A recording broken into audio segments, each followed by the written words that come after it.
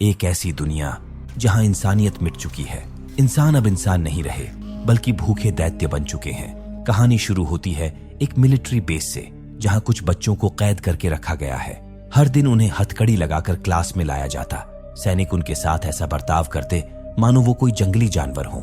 उनसे दूरी बनाकर रखा जाता, लेकिन ये बच्चे दिखने में बिल्कुल मासूम थे। उनमें से एक लड़की मेलानी, नन्ही सी, मगर उसका दिमाग किसी जीनियस से कम नहीं था। हर क्लास में सबसे पहले जवाब देने वाली, सबसे विनम्र और सबसे अलग। मेलानी को सबसे ज्यादा लगाव अपनी टीचर मिस जस्टिन्यू से था। वो उसकी माँ जैसी थी। प्रत्येक दिन उनका क्लास लिया जाता, उनके बिहेवियर को बारीकी से मॉनिटर किया जाता और ये सब डॉक्टर कैरोलाइन की निगरानी में होता था। वो इन बच्चों पर कुछ सीक्रेट रिसर्च कर रही थीं। कुछ तो अजीब था इन बच्चों में, जिसके चलते उन्हें कीड़े खाने को दिया जाता और वे इसे बड़े चाव से खाते थे। इसके अलावा मेलानी पता नहीं क्यों सोने से पहले 1000 तक गिनती गिनकर सोते थी। अगली सुबह क्लास में जाते वक्त मेलानी ने गौर किया कि सेल नंबर 13 बंद है। उसने सोल्जर से पूछा कि केनी कहाँ है, लेकिन उन्होंने उसे कुछ नहीं बताया। मेलानी सहम गई, क्योंकि जो भी बच्चा एब्सेंट होता वो फिर गायब ही हो जाता। क्लास के दौरान कई बच्चों ने केनी के बारे में पूछा, लेकिन मिस जस्टिन्यू ने भी कुछ नहीं बताया और बच्चों को एक कहानी लिखने को कहा। बच्चे कहानी लिखने लगे। इधर क्लासरूम के बाहर 2 सोल्जर्स डिलन और किरण हमेशा की तरह उन पर नजर रख रहे थे। कुछ देर बाद जस्टिन्यू ने बच्चों से लिखी कहानी को जोर से पढ़कर सुनाने को कहा। मेलानी ने झट से हाथ खड़े किए और अपनी लिखी कहानी सुनाई, जिसे सुन जस्टिन्यू भावुक हो गई। इतने में पहरेदारों ने जस्टिन्यू को मेलानी के सिर पर हाथ फेरते देख बखेड़ा शुरू कर दिया। अगले पल सार्जेंट एडी उसकी क्लास लेने आ पहुंचे। उन्होंने अपना थूक कलाई पर लगाकर एक बच्चे को सूंघाया और दिखाया कि जिनसे वो लगाव बढ़ा रही है, असल में वो क्या है। एक पल में वे उसे काट कर खा जाएंगे। थूक सूंघते ही क्लास के सारे बच्चे आक्रामक हो गए, केवल मेलानी को छोड़कर। दरअसल मेलानी के पास अपने ऊपर कंट्रोल करने की पावर सबसे ज्यादा थी, पर वे नॉर्मल इंसान तो बिल्कुल नहीं थे और यही बात सार्जेंट एडी उसे याद दिलाते गए। जस्टिन्यू के साथ ऐसा बर्ताव होता देख मेलानी को बिल्कुल भी ठीक नहीं लगा। उसने सार्जेंट एडी को धमकाते हुए कहा, अगर मेरे पास दुनिया की सभी बुराइयों से भरा एक बॉक्स होता तो तुम्हें उसी के अंदर धकेलकर ढक्कन बंद कर देती। ये बात दर्शाता है कि वो मिस जस्टिन्यू से कितना गहरा लगाव रखती थी। जवाब में एडी कहता है, मैं तो यही कामना करूंगा कि वो बॉक्स तुम्हें कभी न मिले, लेकिन आगे चलकर वही बॉक्स मेलानी को मिलेगा और वो उसी में एडी को बंद कर देगी। बस देखते रहिए आगे क्या होता है। खैर, सार्जेंट एडी ने उसकी इस गुस्ताखी की सजा दी। उसे व्हील चेयर पर ही बांधकर छोड़ दिया और तो और उसे भूखा भी रखा गया। कुछ घंटे बाद मिस जस्टिन्यू ऑफिस का काम खत्म करके लौट रही थीं। तभी उन्हें इस बात का पता चला। उन्होंने गार्ड्स को आवाज लगाई, लेकिन सब जा चुके थे। आखिर में वो खुद ही सेल खोलकर अंदर गईं, मेलानी को खोलने के लिए। इस बीच मेलानी को तेज भूख लगी हुई थी, जिसकी वजह से वो खुद पर काबू नहीं रख पा रही थी। उसने तुरंत जस्टिन्यू को चेतावनी दी कि वो फौरन यहां से चली जाए। जस्टिन्यू ने हालात को भांपा और सही समय पर भाग निकली। मतलब मेलानी खुद पर तभी तक काबू रख सकती थी जब तक वो भूखी न हो। जल्द ही वो दिन भी आया जब मेलानी को भी बेस की ऊपरी सतह पर ले जाया गया। बेस की बाउंड्री पर लाखों ज़ॉम्बी दिखाई दे रहे थे, जो अंदर घुसने की हर मुमकिन कोशिश कर रहे थे। उन्हें रोकने के लिए सोल्जर्स लगातार उन पर गोलियां चला रहे थे। दरअसल पूरी दुनिया में कॉर्डिसिपस नाम का एक घातक फंगल इन्फेक्शन फैल चुका था। वे सभी संक्रमित थे, एक ऐसा फंगल वायरस जो इंसान के दिमाग पर कब्जा कर उन्हें ज़ॉम्बी बना देता है। बेस की वैज्ञानिक डॉक्टर कैरोलाइन इन बच्चों पर रिसर्च कर रही थी। उनका मानना था कि इन बच्चों में वायरस और इंसानियत दोनों का मिला जुला रूप मौजूद है और उनके दिमाग से शायद इस बीमारी का इलाज मिल सके। इसी बीच मेलानी ने जैसे ही सेल नंबर 13 की केनी का दिमाग एक जार में बंद देखा, वो समझ गई कि अगला नंबर उसका ही है। हालांकि मेलानी बिल्कुल शांत रही और जो हो रहा था उसे होने दिया। तभी मिस जस्टिन्यू उसे बचाने आ पहुंची। वो इसके लिए जान देने लेने को तैयार थी। तभी डॉक्टर कैरोलाइन ने उसे समझाया कि वो वैक्सीन बनाने के बहुत करीब है और इस पर बात की जा सकती है। जस्टिन्यू बात करने के लिए तैयार हो गई, जो उसकी सबसे बड़ी भूल साबित हुई। धोखे से उसे पकड़ लिया गया। यहीं पर उसे बताया गया कि जिन बच्चों को पढ़ाने की जिम्मेदारी उसे दी गई थी, असल में वे बच्चे वैक्सीन के परीक्षण बैच के उत्पादन का मुख्य स्रोत हैं। इससे वे अब खिलवाड़ नहीं कर सकते थे। जस्टिन्यू को जेल भेज दिया गया। ठीक उसी समय इमरजेंसी सायरन बज उठा। सब असमंजस में पड़ गए कि ऑपरेशन करें या नहीं। तभी उन पर ज़ॉम्बियों ने हमला कर दिया। सहायक डॉक्टर को एक ज़ॉम्बी ने काट लिया।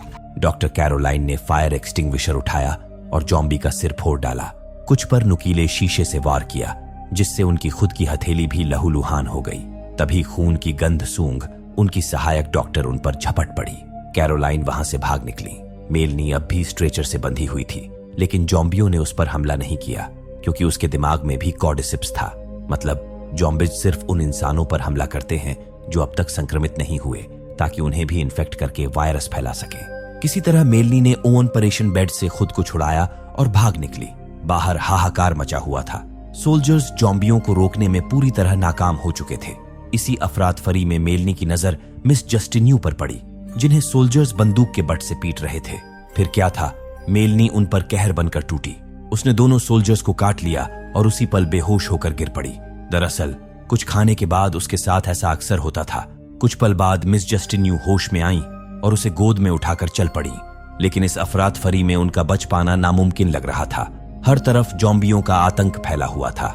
तभी मानो देवदूत बनकर सार्जेंट एडी वहां आ पहुंचे। उन्हें पता भी नहीं चला और जस्टिन्यू मेलनी को लेकर ट्रक में बैठ गई। घंटों सफर के बाद जब जॉम्बियों से पीछा छूटा तो उन्होंने ट्रक को एक सुनसान जगह पर रोका, लेकिन जैसे ही ट्रक में मेलनी दिखी, सार्जेंट एडी ने उसे मारने के लिए बंदूक तान दी। मिस जस्टिन्यू बीच में आ गई और उसे वहां से भगा दिया। वो भागी, लेकिन कुछ दूर जाकर ही हताश होकर बैठ गई। समझ नहीं पा रही थी कि अब क्या करे, कहां जाए। कुछ ऐसा ही हाल सार्जेंट एडी के गुट का भी था। रेडियो पर कोई फ्रीक्वेंसी नहीं मिल रही थी। उन्हें समझ नहीं आ रहा था कि कहां जाएं, कौन सी जगह सुरक्षित है। ऐसे में डॉक्टर कैरोलाइन अब भी वैक्सीन का परीक्षण जारी रखना चाहती थी। इसके लिए उन्हें मेलनी को साथ रखना जरूरी था। आखिर में उन्होंने दक्षिण की ओर बीकन जाने का फैसला किया, लेकिन मेलनी को ट्रक में साथ बैठाना जोखिम भरा हो सकता था। इसलिए डॉक्टर कैरोलाइन ने सुझाव दिया कि ट्रक का एक्स्ट्रा पहिया निकालकर उसे उसी पर बिठाकर ले जाएं। ये सुनते ही जस्टिन्यू ने उन्हें जोरदार तमाचा जड़ दिया। पहिए पर बिठाकर घसीटते हुए ले जाना उसे बिल्कुल मंजूर नहीं था। आखिर में मेलनी को ट्रक के ऊपर एक कुर्सी से बांध कर ले जाया गया। सफर करते करते वे एक नदी के पास पहुंचे। सब प्यास से बेहाल थे, इसलिए पानी पीने और स्टॉक भरने के लिए नीचे उतर गए। वे पानी भर ही रहे थे कि अचानक सामने हलचल हुई। डिलन ने बिना देर किए गोली चला दी। बस आवाज सुनते ही सैकड़ों जॉम्बी उनकी ओर दौड़ पड़े। सब जान बचाकर भागे। सोल्जर्स ने कवर फायर दिया, जिसकी बदौलत मिस जस्टिन्यू और डॉक्टर कैरोलाइन सही सलामत ट्रक तक पहुंच गई। इस बीच डिलन एक जॉम्बी के हत्थे चढ़ गया। उसने मदद के लिए सार्जेंट को पुकारा। सार्जेंट ने उस जॉम्बी को गोली मार दी, फिर भागकर ट्रक में चढ़ गए, लेकिन डिलन को अंदर आने नहीं दिया क्योंकि उसके हाथ पर जख्म साफ नजर आ रहा था। डिलन ने सफाई दी कि वो चोट उसे पत्थर से लगी है, लेकिन अगले ही पल वो जॉम्बी में बदलने लगा तो सार्जेंट ने उसे भी गोली मार दी। ऊपर से मेलनी को ट्रक के अंदर देख और भड़क गए। तब मिस जस्टिन्यू ने समझाया कि उसके हाथ पीछे बंधे हुए हैं और चेहरे पर मास्क लगा है। न तो वो किसी को काट सकती है और न ही उसका थूक किसी के मुंह में जाएगा जिससे किसी को खतरा हो। लेकिन असली खतरा तो तब सामने आया जब ट्रक स्टार्ट ही नहीं हुआ। फ्यूल लाइन पर गोली लगने के कारण पूरा फ्यूल रिसकर खाली हो चुका था। अब सिर्फ एक ही रास्ता बचा था। मजबूरन उन्हें जंगल का रास्ता छोड़कर पैदल लंदन के रास्ते जाना होगा। इस रास्ते पर खाना और पानी तो भरपूर मिलेगा, लेकिन जोखिम भी उतना ही ज्यादा होगा। जल्द ही वे शहर के किनारे पहुंच गए। वहां से दूरबीन लगाकर जो देखा उसे देख उनकी हालत खराब हो गई। सैकड़ों जॉम्बी एकदम स्टैच्यू की तरह खड़े थे। आसपास की दुकानें बहुत पहले ही लूटी जा चुकी थीं। जिंदा रहने के लिए खाना तलाशना तो जरूरी था, मगर इसके लिए उन्हें जॉम्बियों के बीच से होकर शहर के अंदर जाना होगा। शायद किसी घर से उन्हें थोड़ा बहुत राशन मिल जाए। वहां निकलने से पहले ही सार्जेंट ने सबको चेतावनी दी, कोई हलचल मत करना, वरना शोर सुनकर जॉम्बी कभी भी जाग सकते हैं। सब दबे पांव आगे बढ़ने लगे, लेकिन वहां तो जॉम्बीज की भरमार लगी थी। इसी सन्नाटे के बीच एक महिला जॉम्बी अपने बच्चे को बेबी स्ट्रोलर में ले जाते हुए दिखी। लाख मना करने के बावजूद जिज्ञासावश डॉक्टर कैरोलाइन बच्चे को देखने गई। जैसे ही वो बेबी के ऊपर से कपड़ा हटाई, नजारा देख चीख पड़ी। चीख सुनते ही कुछ जॉम्बीज जाग उठे। उन्हें मारते हुए वे आगे बढ़ चले। लेकिन उस वक्त क्या होगा जब सारा झुंड उन पर टूट पड़ेगा? इसका समाधान निकालने के लिए वे मॉल के सबसे ऊपरी मंजिल पर गए, जहां से वे सही रास्ता देख सकें। मेलनी और कैरोलाइन को एक जगह छोड़कर किरण, जस्टिन्यू और सार्जेंट एडी 3 दिशाओं में स्काउट करने निकल पड़े। एक जगह जस्टिन्यू को किसी के गुर्राने की आवाज आई। इस बीच डॉक्टर कैरोलाइन मेलनी को उसके बचपन की कहानी सुना रही थी। कुछ साल पहले जब ये वायरस तेजी से फैल रहा था, तब सार्जेंट एडी को एक मैटरनिटी हॉस्पिटल से कई नवजात बच्चे मिले जो निश्चित रूप से संक्रमित थे। उनकी गर्भनालें अब भी अपनी माताओं से जुड़ी हुई थीं, लेकिन माताओं के अंग पूरी तरह भस्म हो चुके थे।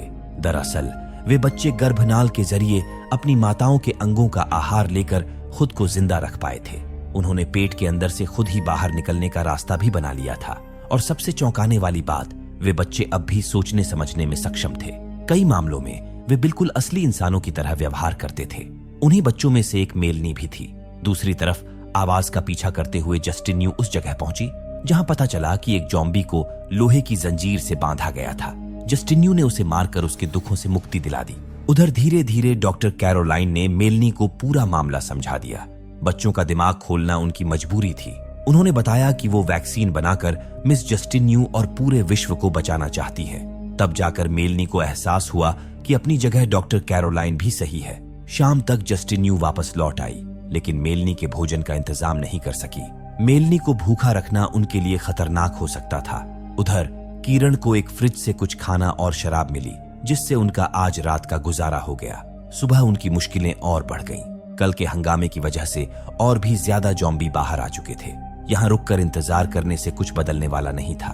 तब किरण ने सुझाव दिया कि उनका ध्यान भटकाने के लिए किसी बिल्ली या कुत्ते का इस्तेमाल किया जाए, लेकिन बिल्ली आएगी कहां से, ये भी एक बड़ी समस्या थी। तभी मेलनी बोली, मैं ये कर सकती हूँ, लेकिन डॉक्टर कैरोलाइन ने मना कर दिया, क्योंकि मेलनी जान चुकी थी कि उसे मारकर वैक्सीन बनाने के लिए उसका दिमाग निकाला जाएगा। ऐसे में अगर उसे आजादी दे दी जाए तो उसके लौट कर आने की कोई गारंटी नहीं थी। यहाँ मेलनी उन्हें समझाती है कि अब वैक्सीन बनाकर भी कोई फायदा नहीं, ये दुनिया अब खत्म हो चुकी है। अब चाहे जो भी हो, वो मिस जस्टिन्यू के साथ रहना चाहती है, और यही वजह थी कि वो वापस लौट कर आएगी। उस पर भरोसा करके उसे जाने दिया गया। जल्द ही उसे एक बिल्ली मिली, लेकिन उसे देखकर वो खुद पर काबू नहीं रख सकी। लाने के बजाय उसने उसे खा लिया। खैर, एक घर के अंदर उसे एक कुत्ता मिला। वो उसे लेकर आई और जॉम्बियों के बीच छोड़ दिया। कुत्ता भागा और उसके पीछे पीछे सारे जॉम्बी चले गए। अब रास्ता बिल्कुल साफ था। मेलनी को हथकड़ी आदि पहनाकर वे फिर से बीकन की यात्रा पर निकल पड़े, लेकिन कुछ दूर जाने के बाद उन्हें फिर रुकना पड़ा। कहीं भी कोई रास्ता खाली नजर नहीं आ रहा था।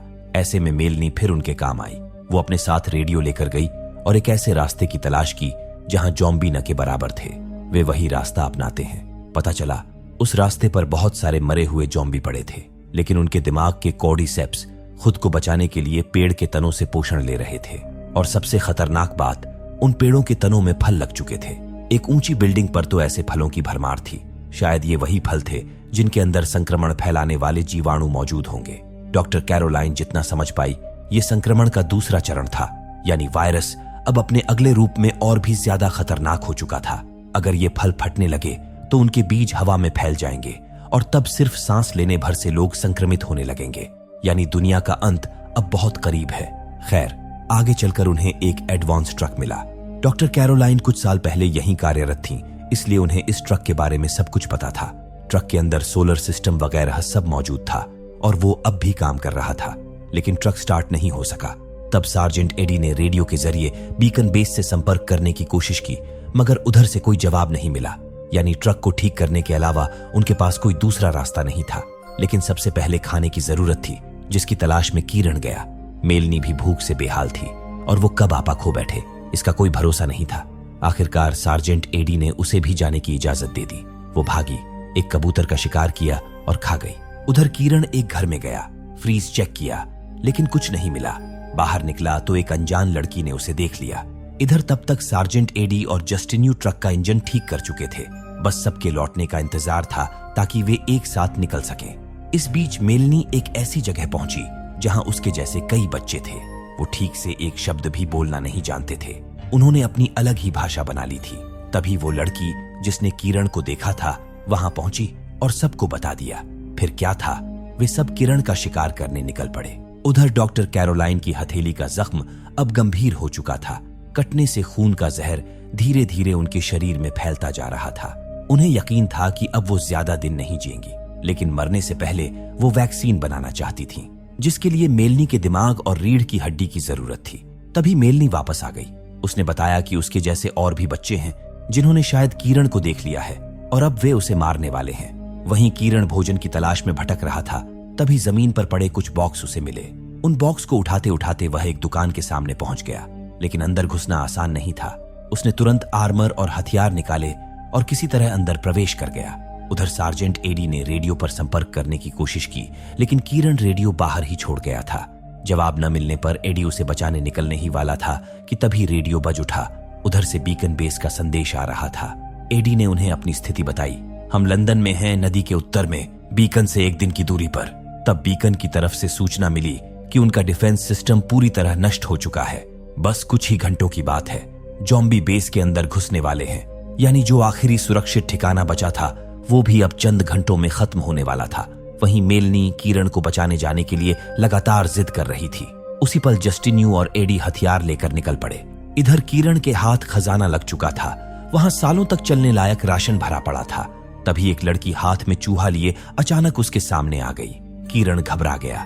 उसे जरा भी अंदाजा नहीं था कि ये सब उसके लिए रचा गया जाल है। लड़की के बहकावे में आकर वो उसकी तरफ बढ़ने लगा।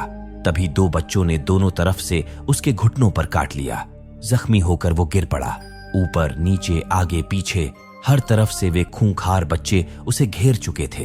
किरण ने ग्रेनेड निकाला और धमकाया कि वो पिन खींच देगा, लेकिन उन बच्चों को उसकी कोई समझ नहीं थी। आखिरकार उसने अपनी जान दे दी, मगर जानबूझकर ग्रेनेड का पिन नहीं निकाला। कुछ देर बाद जब उसके साथी उसे बचाने पहुंचे तब तक बहुत देर हो चुकी थी। जल्द ही उन्हें समझ आ गया कि किरण को फंसाने के लिए जाल बिछाया गया था और अब उसी जाल में वे खुद फंस चुके हैं। यानी एक जाल के ऊपर दूसरा जाल। दुकान के बाहर वे बच्चे उनके बाहर आने का इंतजार कर रहे थे। एडी का मन था कि उन्हें वहीं खत्म कर दिया जाए, लेकिन मेलनी ने रोक लिया। वो खुद उन बच्चों को सबक सिखाने आगे बढ़ी। उसने उनके सरदार से मुकाबला किया, चालाकी से उसे हथकड़ी पहनाई और उसी के डंडे से पीट पीट कर मार डाला। सरदार के मरते ही बाकी बच्चों की हिम्मत टूट गई। उनमें से कोई भी उसके सामने टिक नहीं सका। इस तरह वे बिना और किसी को मारे वहां से निकलने में कामयाब हुए। वापस ट्रक के पास लौटे तो दरवाजा खुला मिला।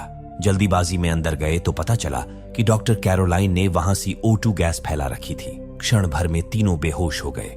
इसके बाद कैरोलाइन ने पहले गैस बाहर निकाली और फिर मेलनी का दिमाग निकालने की प्रक्रिया शुरू की, लेकिन उससे पहले ही मेलनी होश में आ गई और चेतावनी दी, अगर तुमने मुझे मारने की कोशिश की तो मैं तुम्हें काट लूंगी। उसने यह भी बताया कि वो असल में बेहोश ही नहीं हुई थी। दरअसल वो 1000 तक गिनती गिनने तक सांस रोक सकती थी और इसका रियाज वो बेस पर हर रात सोने से पहले करती थी। डॉक्टर को लग रहा था कि उसके दिमाग में मौजूद फंगस ऑक्सीजन को स्टोर करने में सक्षम था। आखिर में डॉक्टर कैरोलाइन ने जस्टिन्यू की जान का हवाला देकर मेलनी को फुसलाने की कोशिश की। उसने कहा कि किसी दिन अगर बाढ़ या आग का प्रकोप हुआ तो ये सभी फल फट जाएंगे और तब जस्टिन्यू भी ज़ॉम्बी बन जाएगी। उसने समझाया कि सिर्फ मेलनी ही उसे और पूरी दुनिया को बचा सकती है। एक पल के लिए मेलनी उसके बहकावे में आ गई, लेकिन फिर उसने एक सवाल किया। उसे बस इतना जानना था कि बेस छोड़ने से पहले उसके क्लासमेट्स जिंदा थे या नहीं। डॉक्टर ने हाँ में जवाब दिया तो मेलनी बोली, तो आपने उन्हें बचाने के लिए क्या किया? ये अब हम अपनी जान देंगे, यही रुकिए वरना मारी जाएंगी। लेकिन कैरोलाइन कहाँ मानने वाली थी। वो मेलनी के पीछे दौड़ी और उन खूंखार बच्चों के चंगुल में फंसकर जान गंवा बैठी। इस बीच मेलनी उस ऊंची इमारत तक पहुंच गई जो कॉर्डिसिप्स के फलों से लदी हुई थी। उसने वहां आग लगा दी जिससे सारे फल फट गए। कुछ ही पलों में उन बीजाणुओं ने पूरे वातावरण को अपनी चपेट में ले लिया। मेलनी समझ चुकी थी कि इंसान वैक्सीन बनाने के नाम पर उन्हें काटते रहेंगे, इसलिए उसने इंसानियत को ही खत्म करने का फैसला किया। इतने में उसे सार्जेंट एडी मिले जो उसे ही ढूंढने निकले थे। उन्हें बाहर देखकर मेलनी हैरान रह गई, क्योंकि उसे लगा था कि एडी ट्रक के अंदर होंगे जो एयर टाइट था। फिल्टर की वजह से बीजाणु अंदर नहीं जा सकते थे और इस तरह वे बच सकते थे। लेकिन अफसोस, ऐसा हो नहीं सका। एडी भी संक्रमित होकर मारे गए। मिस जस्टिन्यू ट्रक के अंदर थीं, इसलिए वही अकेली बच पाईं। अब वो उन आवारा बच्चों को हर दिन पढ़ाती हैं, क्योंकि वही बच्चे अब इस दुनिया का भविष्य हैं जो इस वातावरण में भी जिंदा रह सकते हैं। तो दोस्तों, ये थी कहानी the girl with all the gifts की। आशा है आपको ये कहानी पसंद आई होगी।